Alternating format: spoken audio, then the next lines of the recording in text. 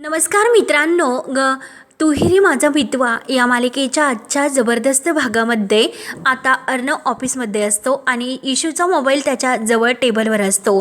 तेव्हा आता राकेशचा फोन आता इशूच्या मोबाईलवर येत असतो आणि अर्णव आता राकेशचे हे नाव वाचतो आणि बहुतेक तो घरचा फोन असेल म्हणून आता उचलून कळवतो की येण्यासाठी उशीर होईल म्हणून आता अर्णव लगेच फोन उचलतो तर लगेच राकेश हा फोन म्हणजे उचलणार तोच लगेच कट करतो आणि आत्या विचारते की लागला का फोन. तेव्हा मात्र राकेश म्हणतो की नाही, आता तर फोन सुद्धा उचलत नाही, कारण अर्णवचा आवाज ऐकून राकेशने मात्र फोन कट केलेला असतो. तर आता राकेशला खूप टेन्शन येतं आणि आता तो जयू आत्या आणि नमू यांना म्हणतो की मी जातो आणि त्यांना घेऊन येतो, तुम्ही आता अजिबात काळजी करू नका. म्हणून राकेश लगेच तेथून आता अर्णवच्या ऑफिसकडे यायला निघतो. त्यानंतर आता इशू ही समोर खुर्चीवर बसलेली असते आणि अर्णव त्याच्या समोरच. तर लगेच आता इशू विचार करते की हा खडूस आता किती वेळ अजून ऑफिसमध्ये थांबणार आहे, कधी निघेल हा ऑफिसमधून आणि मला सुद्धा घरी जाण्यासाठी किती उशीर होतोय. म्हणून इशूला खूप असं टेन्शन येते. तेवढ्यात अर्णवच्या मोबाईलवर एक कॉल येतो. अर्णव लगेच उठतो. तर इशूला असं वाटतं की नक्की आता घरी जायचं म्हणून ती सुद्धा उठते आणि गुड नाईट सर असं म्हणते. तेव्हा लगेच आता अर्णव तिला विचारतो की कुठे निघालीस. तेव्हा इशू घाबरतच म्हणते की सर तुम्ही उठलेत, मला तर असं वाटलं की घरी जायचं असेल म्हणून मी सुद्धा आता जायला निघले. तर अर्णव रागाने म्हणतो की हे बघ, मी घरी नाही चाललो, एका मीटिंगसाठी मी जात आहे आणि ती मीटिंग मी संपून येईपर्यंत परत ऑफिसला येणार आहे, तोपर्यंत मात्र तू येथेच ऑफिसमध्ये थांबायचं, कॅबिनच्या बाहेर सुद्धा जाण्याची तुला परमिशन नाही आणि हे बघ तिकडे सीसीटीव्ही सुद्धा आहे, तू जर बाहेर गेली तर कळेल मला, म्हणून तू केबिन मध्येच थांबायचं आणि हे बघ ह्या मोबाईल फोनवरून कॉल करायचं नाही, फक्त कोड सेट केलेला आहे आणि इनकमिंग कॉल फक्त येण्यासाठी ही कॉल आहे, no outgoing call, it's that clear. तेव्हा मात्र आता इशूचा फोन असतो तर अर्णवच्या हातातच असतो. इशू म्हणते की माझा फोन. अर्णव म्हणतो की काय. तर इशू म्हणते की माझा फोन तरी देऊन जा. तर अर्णव रागाने म्हणतो की मी तुला मागाशी सांगितलेले आहे ऑफिसमध्ये असताना फोन वापरायचा नाही म्हणून, आणि सीट असे रागाने बोलतो. तर इशू लगेच तटकन खाली बसते. एकसारखी आता ती अर्णवकडे पाहत असते. तर अर्णव लगेच तेथून निघून जातो. इशूला आता याचा खूप राग येतो. इशू म्हणते की काय खडूस माणूस आहे, काय करू आता ह्या खडूस माणसाचं मी. त्यानंतर आता इकडे सर्वजण बसलेले असतात. अर्णव येण्याची वाट पाहत असतात. तर वल्लभरी मामी केक कापायला तयार नसते. तेव्हा आजी विचारते की काय ग, काय मागणार आहे तू असं अर्णवकडे. तेव्हा आता वल्लभरी मामी तोऱ्यातच म्हणते की अर्णव आल्यानंतर कळेलच तुम्हाला की मी काय मागणार आहे. तेव्हा अविनाश काका ओरडतं. अविनाश मामा म्हणतात की हे बघ वल्लभरी, अगं काय हे लहान मुलासारखे असले हट्ट करते, चल बरं काप, केक काप.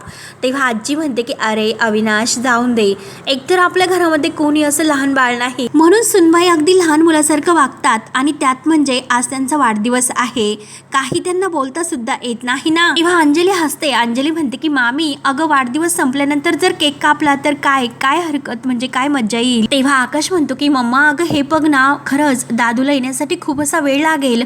तेव्हा लगेच वल्लभरी मामी म्हणते अरे मला त्याच्याकडून गिफ्ट हवं आहे म्हणून मी त्याची येण्याची वाट पाहते ना. अंजली म्हणते की अगं मामी गिफ्ट तर तुला मिळणारच आहे. तर वल्लभरी मामी म्हणते की अगं अंजली हो, पण दरवर्षी देतो तशी एखादा दागिना किंवा महागडी साडी मला नकोय. तेव्हा लगेच आजी म्हणते की काय. तर अविनाश मामा म्हणतात की काय ग, मग आणखीन असं काय हवं आहे तुला. तेव्हा वल्लभरी मामी म्हणते की यावेळेस कसं तुम्ही माझा वाढदिवस असं छानसं असं सरप्राईज देऊन स्पेशल बनवला की नाही, मग तसेच अर्णव कडून सुद्धा मला स्पेशल असं गिफ्ट हवंय. तेव्हा आता सर्वांना या वल्लभरी मामीचा खूप राग येत असतो. तर अविनाश मामा रागाने विचारतात की अगं नक्की असं काय हवं आहे तुला, किती तो सस्पेन्स ग. तेव्हा आता वल्लभरी मामी हट्टाला पेटलेली असते. ती म्हणते की आज मात्र मला बघायचं आहे की अर्णव मला ते गिफ्ट देतो की नाही, आज मात्र कळेल की त्याच्या मामीवर किती जीव आहे ते. तर आकाश आणि अंजली एकमेकाकडे बघून असतात. तेव्हा अविनाश मामा म्हणतात की काय ग वल्लभरी, अगं घे ना तो केक कापून.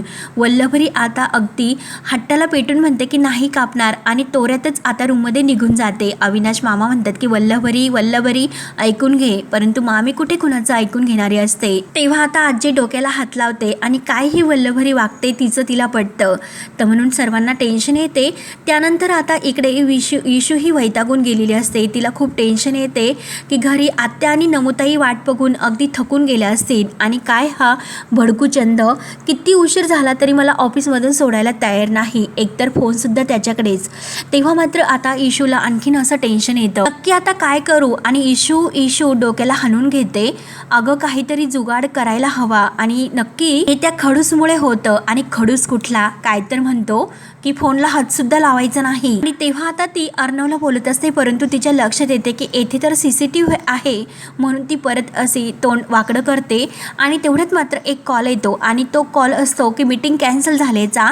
आणि अर्णव त्याचा कॉल काही उचलत नसतो, म्हणून त्याला इकडे इनकमिंग कॉल तो आलेला असतो. कॉल ऐकल्यानंतर मात्र आता इशूला खूप मोठा धक्का बसतो. इशू लगेच म्हणते की बरं ठीक आहे आणि धावतच ती आता अर्णवला थांबायला जाते. आणि तोच बाहेर आता रिक्षामधून रिक्षामधून तेथे येतो आणि खाली उतरतो. राकेश विचार करतो की हे तर अर्णवचं ऑफिस आहे. मला एक कळत नाही की ईश्वरी इथपर्यंत अर्णवच्या ऑफिसपर्यंत कशी येऊन पोहोचली. आणि तेवढ्यात आता इशू धावतच खाली येते, कारण तिला अर्णवला थांबवायचं असतं. आणि त्याच वेळेस मात्र अर्णव गाडीतून मीटिंगला जायला निघलेला असतो. तर आता इशू ही जोरात ओ सर थांबा थांबा असा आवाज जोरजोराने देऊ लागते. तर आता राकेशचं लक्ष त्या दोघांकडे जातं. अर्णव तर गाडीतून निघालेला आहे आणि इशू का ओरडत असेल. तेव्हा राकेश म्हणतो की ईश्वरी का ओरडते आणि अर्णवची गाडी. तर लगेच तो बाजूला जाऊन लपतो. तर इशू ओ सर थांबा म्हणून लगेच आता धावतच येते आणि गाडीला आडवी होते. तर अर्णव जोरात ब्रेक दाबतो आणि गाडी थांबवतो. बघतो तर काय, इशू समोर. आणि इशूला बघून त्याला आणखीन राग येतो. तेव्हा आता गाडीच्या खाली उतरल्यानंतर अर्णव रागाने तिला म्हणतो की तू इथे काय करते, साधी अक्कल तर तुला नाही, इंग्लिश सुद्धा तुला येत नाही, परंतु जे काही इंग्लिश येत नाही तर मराठी सुद्धा कळत नाही. तेव्हा आता इशू म्हणते की हे बघा, दुसऱ्याचं ऐकून घेण्याची सवय मात्र तुम्हाला नाही.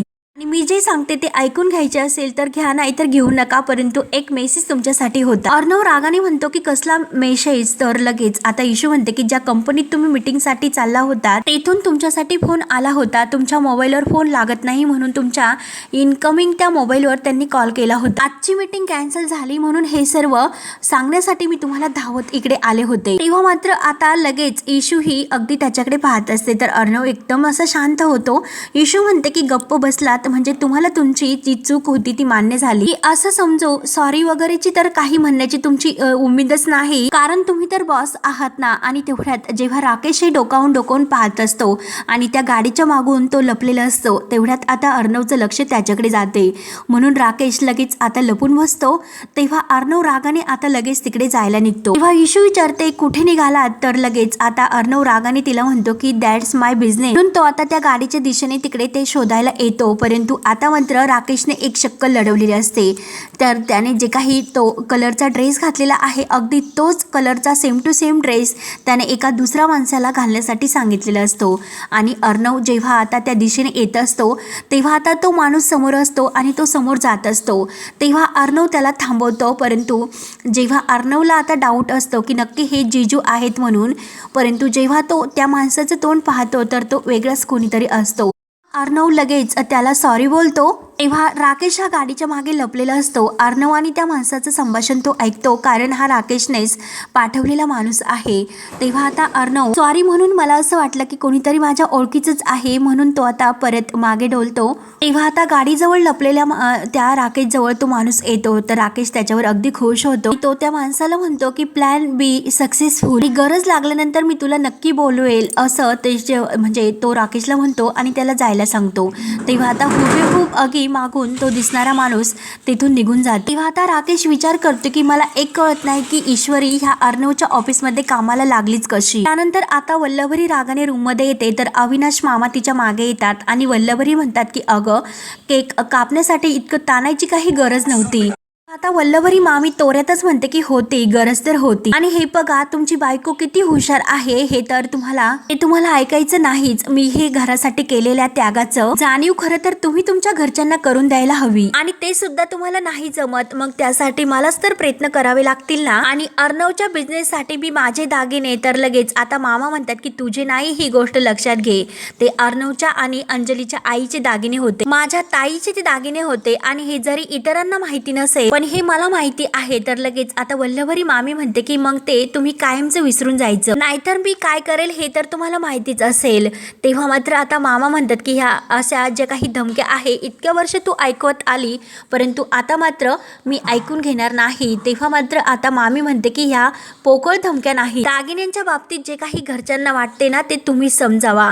माझे जे काही दागिने आहेत ना ते विकून अर्णववरती मी उपकार केले आणि त्यामुळेच त्याचा बिझनेस उभा राहिला, हे असंच वाटायला हवं. आणि हे बघा तुम्ही सुद्धा काही व्यवस्थित धड बोलत नाही, त्यामुळे घरच्यांनी तुमचा जो काही उपयोग पायपुसणी म्हणून केलेला आहे ना मी माझं आणि आकाशचं नाही होऊन देणार हे लक्षात ठेव. तेव्हा मात्र आता मी केलेल्या उपकाराची परतफेड करून घ्यायची आहे, ही वेळ आता आलेली आहे.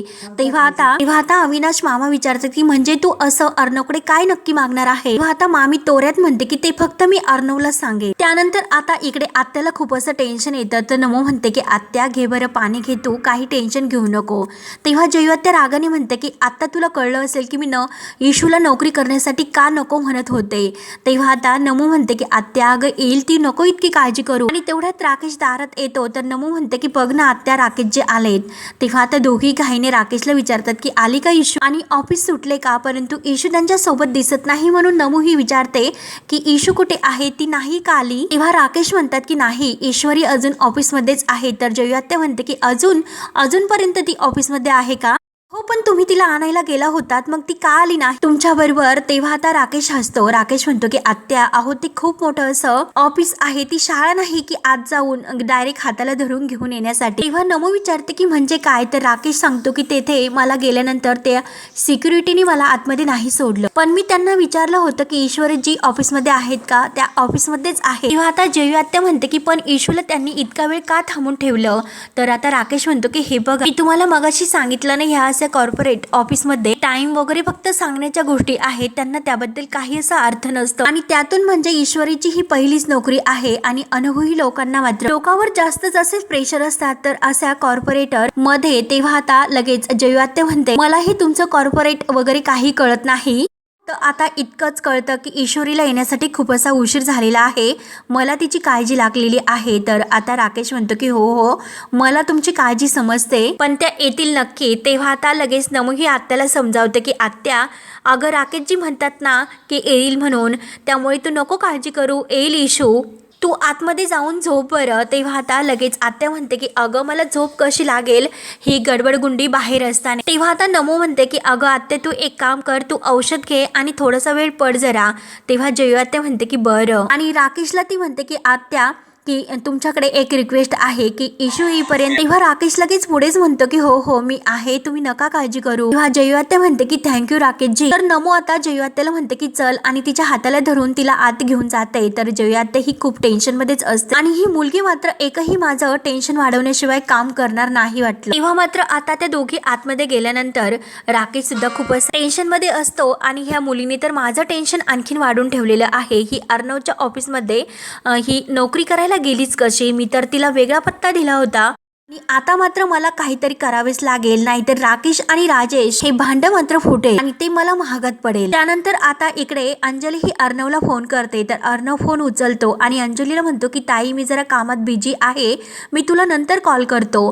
तेव्हा मात्र अंजली म्हणते की अरे अर्णव जरा ऐकून घे, हे बघ मामी तुला आल्याशिवाय केक कापणार नाही. तेव्हा अर्णव म्हणतो की अरे माय गॉड, आणि अगं ताई मी मामीचा बर्थडे तर विसरूनच गेलो होतो, आणि अगं ताई मला ऑफिसमधून निघण्यासाठी उशीर होईल. तर अंजली म्हणते की काय रे चिंटू, तू विसरशील म्हणून आकाशला मी सांगितलं होतं तुला रिमाइंड करण्यासाठी. तेव्हा आता अर्णव म्हणतो की ताई हो अगं पण सकाळपासून आकाश मला नाही भेटलेला. अंजली म्हणते की अरे यात माझी चूक आहे का, त्यामुळे तू येथे मामी तुझ्याशिवाय केक कापायला तयार नाही. तेव्हा आता अर्णव म्हणतो की ओके बरं ताई लगेच येतो. थोड्या वेळाने निघतोच. तेव्हा आता लगेच अंजली म्हणते की हो लवकर निघ. आणि आता अंजली फोन ठेवते आणि म्हणते की काय हा त्यानंतर आता इकडे इशू ही ऑफिसमध्ये अर्णवला विचारते की सर आतमध्ये येऊ का. तर अर्णव कम असे म्हणते. तेव्हा आता ईश्वरी आतमध्ये आल्यानंतर अर्णवला विचारते की सर अजून काही काम बाकी आहेत का. तेव्हा आता अर्णव उठतो आणि तिचा मोबाईल तिच्या हातात देतो. तर ईश्वरी थँक्यू सर असं म्हणते आणि जायला निघते, परंतु अर्णव तिला पुन्हा थांबवतो. मी फक्त तुला मोबाईल दिला, जायला सांगितलेले नाही, लक्षात घे. तेव्हा आता इशू विचारते की म्हणजे अजून काम बाकी आहेत का. तेव्हा आता लगेच अर्णव म्हणतो की कम. इशूला खूप राग येतो. इशू आता लगेच त्याच्यावर दात खात आणि खूप अशी त्याच्यावर धावूनच जाणार असते, परंतु अर्णव आता जेव्हा ते सोफ्यावर बसतो आणि ज्या फाईल्स आहेत त्या ईश्वरीला अगदी दाखवतो, ह्या फाईल जाताना तू घरी घेऊन जायच्या. तेव्हा इशू म्हणते की काय घरी. तर अर्णव म्हणतो की हो सात्विक फॅशनच्या सगळ्या ब्रँच मधील एम्प्लॉयचे रेकॉर्ड्स त्यामध्ये आहेत आणि सिस्टीम मध्ये ते सर्व तुला अपडेट करायचे आहे, आणि उद्या ऑफिसमध्ये येताना मात्र सगळे काही कंप्लीट करून तुला घेऊन यायचं, आणि केवळ किती 11 वाजता. तेव्हा इशू म्हणते की सगळं काही रात्रभर जागून हे काम करायचं. तेव्हा मात्र आता अर्णव म्हणतो की जमणार नसेल तर रिझाईन तू करू शकतो, आणि हे फक्त 1.5 लाखाचा म्हणजे चेक मला नकोय, कॅश किंवा अकाउंट्समध्ये ट्रान्सफर करायचे. तेव्हा आता इशू म्हणते की 1.5 लाख काय, 1.5 रुपये सुद्धा मला द्यावा लागणार नाही, मी तुमचं पूर्ण करेल म्हणजे करेल. तेव्हा आता अर्णव म्हणतो की गुड लक, आणि हे बघ ही ऑफिस प्रॉपर्टी आहे, जर काही नुकसान झालं तर ते तुला भरून द्यावं लागेल. तेव्हा आता इशू विचारते की जाऊ का आता, तर आता अर्णव खूप जोरात असा ओरडतो की आऊट. तेव्हा आता इशू लगेच त्या फाईल उचलते आणि तेथून निघून जाते. तेव्हा आता ती गेल्यानंतर अर्णव ठरवतो की बघूयात की कशी टिकते ही येथे. त्यानंतर आता राकेश हा सारखा तोच विचार करत असतो की ईश्वरी अर्णवच्या ऑफिसमध्ये कामाला लागलीच कशी. आणि तेवढ्यात आता ईश्वरी बाहेर येते आणि राकेशजी असे म्हणते. तेव्हा राकेश म्हणतो की काय हो ईश्वरीजी, कामाच्या पहिल्याच दिवशी सर्व काही रेकॉर्ड्स तोडले की काय. तेव्हा आता ईश्वरी म्हणते की कामाचे नाव घेऊन त्या भडकूचंदनी मला अगदी परेशान करून ठेवले. तेव्हा आता राकेश म्हणतो की भडकूचंद, तर राकेश लगेच असं म्हटल्यानंतर ईश्वरी म्हणते की हो हो तोच, तो अर्णव राजशिर्के. तेव्हा नमू म्हणते की काय तू त्याच्या ऑफिसमध्ये कामाला लागलीस, तर इशू म्हणते की हो. तेव्हा आता राकेशच्या लक्षात येतं की राकेश लगेच म्हणतो की म्हणजे ईश्वरी ही अगोदर पासून अर्णवला ओळखते, तर पण हे कसे आणि हे तर शोधून काढायलाच हवे. तेव्हा नमो म्हणते, तर इशू म्हणते की अगं मी तुला नंतर सगळं काही सांगते. इशू म्हणते की राकेशजी अहो तो सतत चिडलेला असतो म्हणून त्याचं नाव मी भडकूचंद ठेवलं. तेव्हा राकेश मुद्दाम थोडासा हसतो आणि अच्छा असे म्हणतो, जसे त्याला काही माहितीच नाही असे दाखवतो. तेव्हा राकेश विचारतो की मला एक गोष्ट सांगा की इशू, अहो तुम्ही त्या अर्णव राजशिर्केच्या ऑफिसमध्ये कसे काय पोहोचला, म्हणजे मी तुम्हाला नोकरीसाठी दुसरीकडे पाठवलेलं होतं. तेव्हा आता इशू लगेच आपला हात असा डोक्याला लावते आणि 12 के ढेर असं आश्चर्याने म्हणते. आणि हो राकेशजी, कसं झालं की तुम्ही मला जे पहिल्या दिवशी अपॉइंटमेंट लेटर दिलं होतं तर ते माझ्याकडून हरून गेलं, परंतु त्या लेटरवरचा ऍड्रेस मला थोडा माहिती होता आणि त्या ऍड्रेसवर मी एका गोडाऊन मध्ये जाऊन पोहोचले, परंतु गोडाऊन वाल्यांनी मला मात्र त्याच ऑफिसमध्ये पाठवले आणि तेथे त्या लावण्य मॅडम आहे ना, त्यांनी मला नोकरीवर सुद्धा ठेवून घेतलं आणि थोड्या वेळाने मात्र मला लगेच त्यांनी काढून सुद्धा टाकलं, परंतु मी मात्र अगदी रेटूनच राहिले, माझी काही चूक नाही, मग मी ही नोकरी का सोडायची असा मी हट्टच धरला. आणि पुढे मात्र त्या भडकूचंदने काय केलं माहिती आहे का. तेव्हा राकेश विचारतो की काय केलं. तेव्हा इशू सांगायला सुरुवात करते की तो मला असं म्हटलं की तुला स्वतःहून ही नोकरी सोडायला लावतो की नाही हे बघ तू, आणि हे असं म्हणून त्याने माझ्याकडून एक कॉन्ट्रॅक्ट सुद्धा करून घेतलं. तेव्हा आता राकेश विचारतो की काय कॉन्ट्रॅक्ट, तर इशू म्हणते की हो हो कॉन्ट्रॅक्ट, आणि राकेश म्हणतो की हो ही चूक आहे, तर ईश्वरी म्हणते की हो पण राकेशजी, परंतु मी मात्र त्याचं चॅलेंज स्वीकारलं आणि मी त्याला असं म्हटलं की मी तुझ्या ऑफिसमध्ये नाही तुला टिकून दाखवलं तर मी सुद्धा नावाची ईश्वरी नाही, आणि त्यामुळे म्हणून तो मला असा सगळा त्रास देतोय. आणि हे बघा ह्या फाईल इतकं सगळं काही काम एका रात्रीत त्याने मला पूर्ण करण्यासाठी सांगितलेले आहे, मग तुम्हीच सांगा की मी हे सर्व कसं करू, म्हणून तो मला इतका त्रास देतोय. तर आता नमू म्हणते की अरे बापरे इशू, म्हणजे ही नोकरी करेपर्यंत कायम तो माणूस तुला असा त्रास देत राहणार आहे का. तेव्हा इशू म्हणते की काय माहिती, आणि मला तर असंच वाटतं ताई. तेव्हा आता राकेश लगेच चौताळून म्हणून जातो की त्या अर्णवला फक्त पैसा आणि बिझनेस दिसतो, तर इशू आणि नमू लगेच त्याच्याकडे पाहायला सुरुवात करतात ते हे तर अर्णवला ओळखतात. तेव्हा इशू लगेच म्हणते की अर्णवला, आणि अर्णवला म्हटल्यानंतर राकेश लगेच चकाकतो, तर नमू आणि इशू एकमेकांकडे पाहायला सुरुवात करतात. इशू लगेच पुढे येते आणि राकेशला विचारते की तुम्ही अर्णवला ओळखतात का. तेव्हा राकेशला आता मी अर्णवला कसा ओळखतो याचं काय उत्तर देऊ ते समजत नाही, तो इशू आणि नमूकडे पाहायला सुरुवात करतो.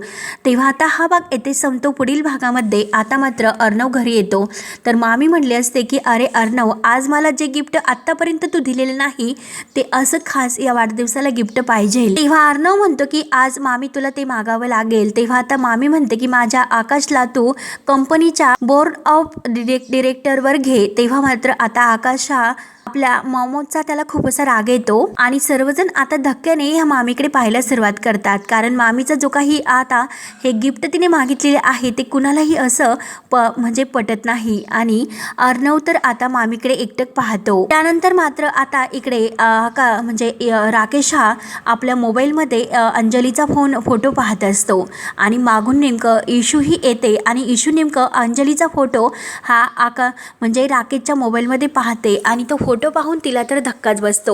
त्यानंतर मात्र इकडे अर्णव अजूनपर्यंत तयार होत नाही, तर मामी अर्णवला म्हणते की मी तुला शेवटचं विचारते, माझ्या आकाशला तू कंपनीच्या बोर्ड ऑफ डिरेक्टरवर घेणार आहेस की नाही. तेव्हा अर्णव स्पष्ट नाही म्हणतो. त्यानंतर आता इकडे इशूही राकेशला विचारते काय बघत होते. तेव्हा राकेश लगेच खूप असा घाबरतो आणि इशूही त्याच्याकडे पाहतच असते. तेव्हा आता राकेश हा ईश्वरीला काय असं उत्तर देणार ते पाहण्यासाठी आपल्या चॅनलला नक्की सबस्क्राईब करत राहा. धन्यवाद.